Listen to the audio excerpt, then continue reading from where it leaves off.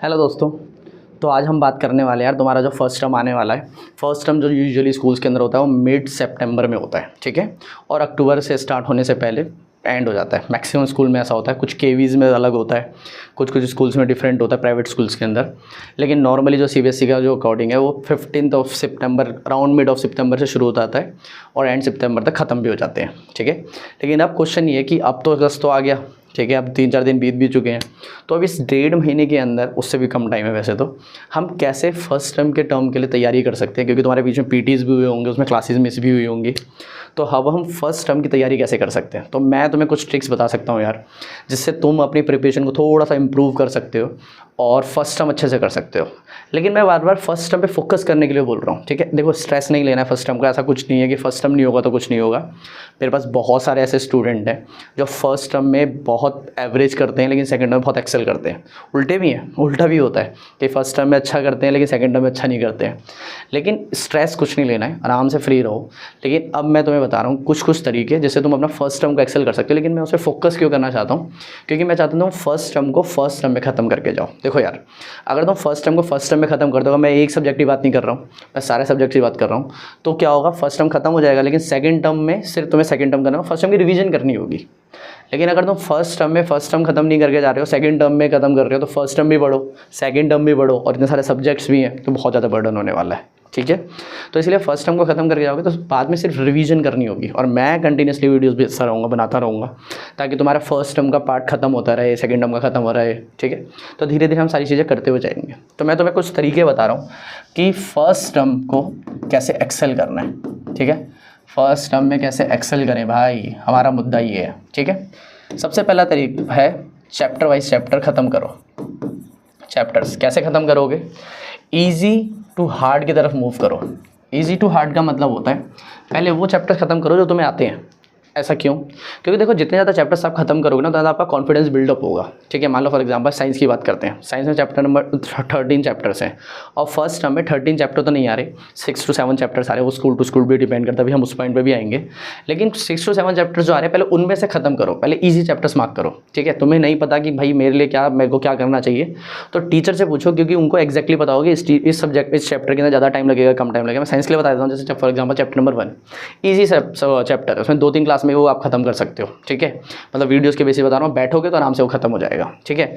वैसे ह्यूमन आई है, वो एक छोटा चैप्टर है, ठीक है।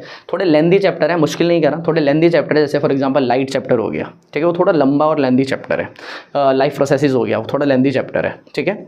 तो कहने का मतलब ये कि पहले ईजी से शुरू करोगे, जितने जल्दी ज़्यादा चैप्टर खत्म होंगे तो आपका कॉन्फिडेंस बिल्डअप होगा। इतना पार्ट मेरा हो गया, अब मुझे ये करना है हर सब्जेक्ट के लिए यूज़ करना कैसे। तो सबसे पहले पढ़ो उस चैप्टर को, ठीक है। एनसीईआरटी के थ्रू पढ़ते हो आप, एनसीईआरटी के थ्रू करो, ठीक है। आप नोट्स के थ्रू जाते हो, नोट्स के थ्रू जाओ, वो आपकी मर्जी है, ठीक है। मेरी बुक में नोट्स, डिटेल्ड नोट्स दे रखे हैं, अच्छे से दे रखे हैं, तो मैं किसी और को प्रेफर, लेकिन अगर आपके पास जो भी बुक है आप उसके थ्रू जाओ, लेकिन वो कंप्लीट करो और एक टारगेट बनाओ कि इतने टाइम में मुझे खत्म करना है। उसके बाद आओ क्वेश्चंस पे, ठीक है।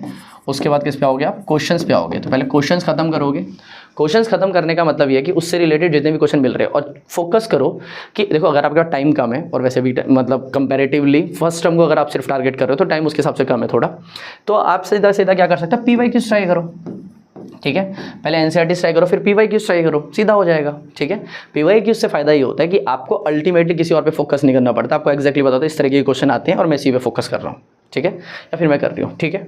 तो PYQs से टारगेट ये होता है, टारगेट बेस्ड पढ़ाई होती है, ठीक है। आपको क्वेश्चंस की वैरायटी ऑफ क्वेश्चंस भी मिल जाएंगे और आपको ज़्यादा वो भी नहीं करना पड़ेगा कि मैं ये भी क्वेश्चन पढ़ लूँ, ये भी क्वेश्चन पढ़ लूँ, ये भी क्वेश्चन कर लूँ। टारगेट बेस्ड पढ़ाई होगी। उसके बाद फिर आओ MCQs पर। जितने ज़्यादा MCQs लगाओगे उतना ज़्यादा अच्छी बात है। आपको MCQs में डायरेक्ट देते जा रहा हूँ, जो भी चैप्टर की लास्ट वीडियो होगी उसमें मैं MCQs दे ही रहा हूँ, ठीक है। और भी MCQs जानिए तो सिर्फ कीवर्ड डाल दो, गूगल पे सिर्फ कीवर्ड डाल दो, वरना मैं तुम्हें और ज़्यादा की देते रहूँगा धीरे धीरे, टाइम टू टाइम। अभी हर वीडियो में अपडेट करने के लिए हमें थोड़ा सा टाइम लग रहा है, लेकिन हाँ, वो बाद में मिलेंगे। लेकिन अभी के लिए, वो फाइनल टर्म की बात है, अभी के लिए तुम सीधा सीधा खत्म कर सकते हो। कीवर्ड डालो, मान लो फॉर एग्जाम्पल चैप्टर नंबर 1 का ढूंढना है, तो साइंस क्लास 10 चैप्टर 1 MCQs। कई सारी वेबसाइट्स खुल के आ जाएंगी, सब वेबसाइट को एक एक बार ओपन करके सारे क्वेश्चन मार्क कर लो, खत्म, ईजी है। ठीक है। तो ये तरीका है चैप्टर्स करने का, लेकिन इसमें जो टारगेट है वो है ईजी से हार्ड की तरफ जाने का। इससे आपका कॉन्फिडेंस बिल्ड होगा कि इतने चैप्टर मेरे होते हुए जा रहे हैं और इतने चैप्टर मुझे बचे हैं, तो मैं ये कर लूँ फिर ये कर लूँ, ठीक है यहाँ तक। अब चैप्टर्स के बाद आता है सब्जेक्ट। पहले कौन सा सब्जेक्ट पढ़े? सेम अप्रोच, ठीक है। चैप्टर्स के बाद क्या आता है? सेम अप्रोच वाला सब्जेक्ट आता है, ठीक है, कि पहले कौन सा सब्जेक्ट करो। देखो यार, सब्जेक्ट करने के लिए ना ऐसा नहीं है कि आप एक सब्जेक्ट को खत्म करोगे फिर दूसरे सब्जेक्ट पे जाओगे, ऐसा नहीं हो सकता। चैप्टर्स में तो ऐसा हो सकता है कि पहले एक चैप्टर कर लूँ, उसके नोट्स पढ़ लूँ, उसको एनसीईआरटी खत्म कर दो, फिर क्वेश्चन खत्म कर दो, फिर एमसीक्यूज खत्म कर दो, फिर अगले चैप्टर पे जाऊँ। लेकिन उससे ज़्यादा ऐसा सब्जेक्ट्स के साथ नहीं हो सकता। तो सब्जेक्ट में क्या करो?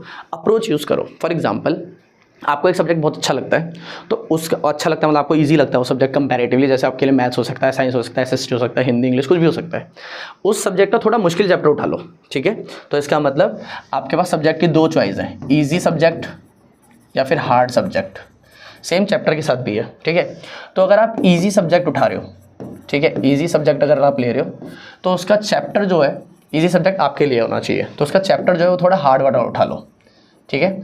और अगर इसका उल्टा करें तो वाइस वर्सा कर दो, ठीक है। इसका मतलब दूसरा सब्जेक्ट जो ले रहे हो आप, अगर वो मुश्किल लगता है आपको तो उसका चैप्टर इजी उठा लो, ताकि कंपैरिजन में दो चीज़ें एक साथ चलती रहे। हर सब्जेक्ट के साथ यही कर सकते हो आप। मुश्किल सब्जेक्ट है, इजी चैप्टर उठाओ, इजी सब्जेक्ट है, हार्ड चैप्टर उठाओ। इसे कंपैरेटिवली होल अप्रोच एक साथ चलता रहेगा, ठीक है। लेकिन मैं तुम्हें बोलूँगा कि भाई आप टारगेट जो कर रहे हो ना, आप टाइम वाइज टारगेट करो कि मुझे इतने घंटे पढ़ना है तो इसको इतना टाइम देना है। तो थोड़ा इजी सब्जेक्ट है, उसमें इतना टाइम दो कि आपको उतना इजी सब्जेक्ट उतने टाइम में हो जाए। तो अगर उसको थोड़ा कम टाइम भी दोगे, अलॉट करोगे आप, लेकिन अच्छे से पढ़ रहे हो तो हो जाएगा। लेकिन दूसरी तरफ मुश्किल सब्जेक्ट है, ठीक है, तो उसको थोड़ा सा एक्स्ट्रा टाइम देना पड़ेगा, आपको शेड्यूलिंग करनी पड़ेगी, ठीक है। टाइम टेबल नहीं, शेड्यूल बनाना पड़ेगा कि इस टाइम ये करना है। एक दिन में सारे सब्जेक्ट मत करो, आराम से टाइम मैनेजमेंट करके करो, ठीक है, कि इसमें इतना टाइम लगना सकता है, इसमें इतना टाइम लग सकता है। एक दिन में 2 सब्जेक्ट चूज़ कर लो, अगले दिन में 2 सब्जेक्ट चूज़ कर लिए, उस तरीके से हो सकता है। तब जाके आप सब्जेक्ट्स को मार्क कर सकते हो कि पहले मेरे को ये वाला सब्जेक्ट करना है, फिर ये वाला सब्जेक्ट करना है, फिर ये वाला सब्जेक्ट करना है। इस तरीके से आप कर सकते हो, ठीक है।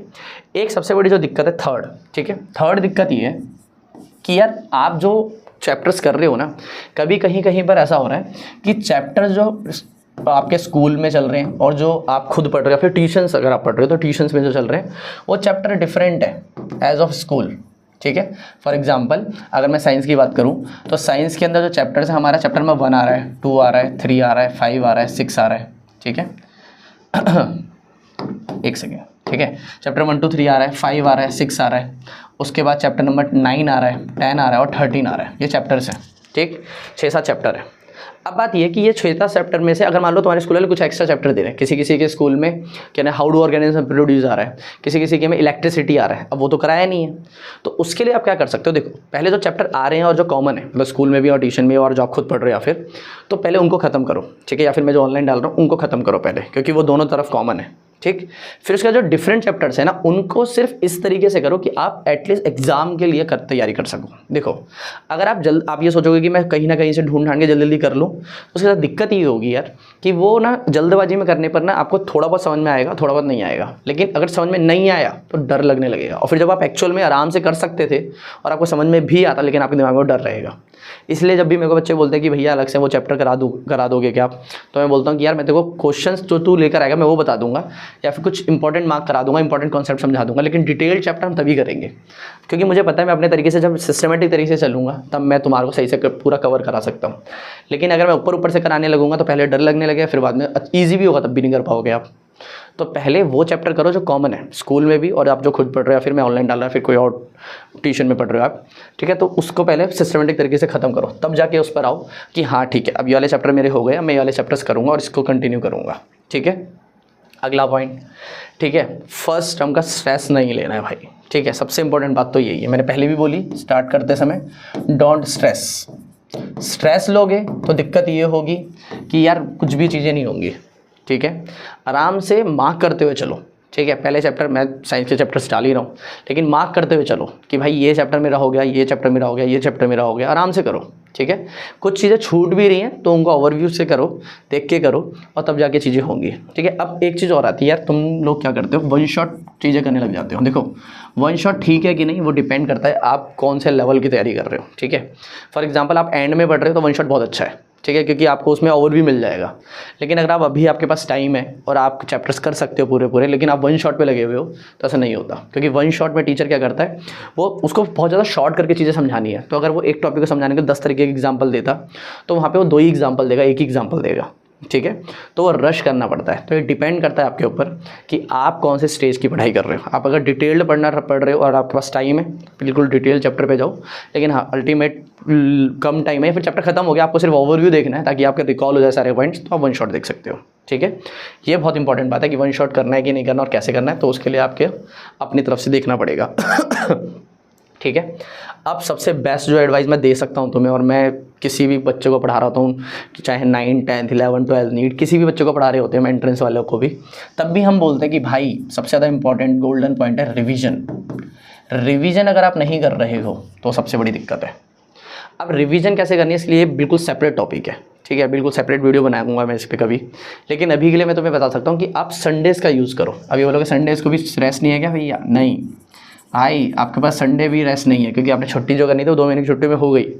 अब तो वैसे भी इतने सारे फेस्टिवल आएंगे, वैसे एक छुट्टी बीच में मिल जाया करेगी हर वीक में ऑलमोस्ट, है ना। लेकिन संडेज़ को मार्क करो कि आप पूरे हफ्ते जो आपने पढ़ा है ना, उसकी रिवीजन करने के लिए। अगर तुमने रिवीजन सही से कर ली भाई, तो सब कुछ पूरा होता रहेगा। तो पूरे हफ्ते जो भी आप पढ़ रहे हो, संडे को टाइम निकालो और पढ़ो इस तरीके से कि संडे को ज़्यादा टाइम ही ना लगे, ठीक है। रिवीजन में ज़्यादा टाइम ही ना लगे, तो संडे को रिवीजन के लिए रखो। अब संडे को जो रिवीजन कर रहे हो कैसे करोगे? अब मैं तो चाहता हूँ कि आप रिटर्न रिवीजन करो, ठीक है। जितना ज़्यादा लिख कर करोगे उतना ज़्यादा आपके आंसर फ्रेमिंग ज़्यादा इंपॉर्टेंट अच्छी होगी, और जितनी ज़्यादा आंसर फ्रेमिंग होगी उतना ज़्यादा मार्क्स मिलेंगे। फॉर एग्जाम्पल मैथमेटिक्स में आप शॉर्टकट यूज़ करते हो, लेकिन उसमें स्टेप्स दिखाओ, ठीक है। जहाँ पे नहीं है ज़रूरत वहाँ पे मत दिखाओ, लेकिन स्टेप्स दिखाओ। वैसे साइंस SST में आप आंसर फ्रेमिंग जितनी ज़्यादा अच्छे तरीके से, इंग्लिश में जितनी ज़्यादा अच्छे तरीके से आंसर फ्रेमिंग करोगे, मार्क्स उसी के मिलेंगे। तो इसलिए फोकस करो आंसर फ्रेमिंग पे और रिटन प्रैक्टिस पे। अगर आपको लगता है कि आज थोड़ा टाइम का मैनेजमेंट नहीं हो रहा है और ज़्यादा टॉपिक है, तो आप कुछ चीज़ें कर सकते हो मैनेज। बाकी क्वेश्चंस अगर आप करो तो रिटन प्रैक्टिस करो, प्रैक्टिस भी होती रहेगी, रिविजन भी होती रहेगी। पूरा वीक का कंपल्शन पूरी तरह एक वीक में उसका निचोड़ निकल कर आ जाएगा, ठीक है। तो कहने का मतलब ये स्टार्टिंग से मैं बता रहा हूँ, ठीक है। सबसे पहले क्या करो सबसे पहले चैप्टर्स पे जाओ, easy to hard. Subject choose करो और सब्जेक्ट के अंदर देखो कौन सा चैप्टर इजी है, कौन सा चैप्टर हार्ड है। तो सबसे पहले इजी वाले मार्क करो, फिर हार्ड की तरफ जाओ। इससे कॉन्फिडेंस बूस्टअप होगा कि इतने चैप्टर्स होते जा रहे हैं, फिर मैं आगे बढ़ रहा हूँ, ठीक है। और सब्जेक्ट चूज़ करने के लिए भी देखो कि आप ईजी सब्जेक्ट ले रहे हो आपके अकॉर्डिंग।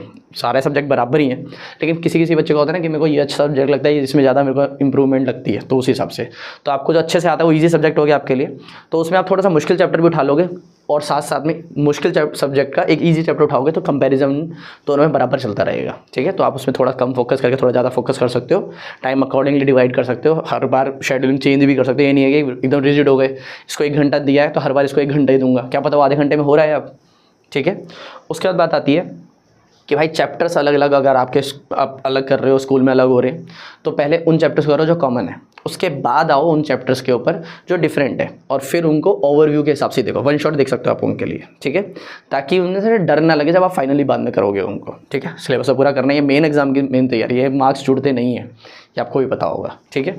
स्ट्रेस कम से कम लो भाई, स्ट्रेस जितना ज़्यादा उतनी ज़्यादा दिक्कत, क्योंकि वो स्ट्रेस में वो भी नहीं होगा, ठीक है। आराम से हर चीज़ को एंजॉय करो, लेकिन टाइम का फोकस होगा कि मेरे को इतने टाइम तक पढ़ना ही है, चाहे कुछ भी हो। अगर आप नहीं पढ़ रहे तो गिल्ट फील होना चाहिए, वरना दिक्कत है, ठीक। और उसके बाद संडेज़ को यूज़ करो रिवीजन के लिए। जितने ज़्यादा संडेज़ आप यूज़ करोगे रिवीजन के लिए, पूरे हफ्ते जो भी पढ़ा उनको एक जगह पे मार्क करके लिख दो कि भाई संडे को इस टॉपिक की यहाँ से रिवीजन करनी है, और संडे को रिवीजन करो, ठीक है। जितनी ज़्यादा रिवीजन उतना ज़्यादा अच्छा। रिवीजन के लिए अलग सेपरेट बनाया जा सकता है, कैसे रिवीजन की जाए, 1 दिन में, 1 हफ्ते में, 1 महीने में, वो अलग टॉपिक है। लेकिन रिवीजन संडेज़ को यूज़ करो। रिटन प्रैक्टिस जितनी ज़्यादा हो सकती है उतनी ज़्यादा करो, क्योंकि आपके हाथों को याद हो जानी चाहिए चीज़ें।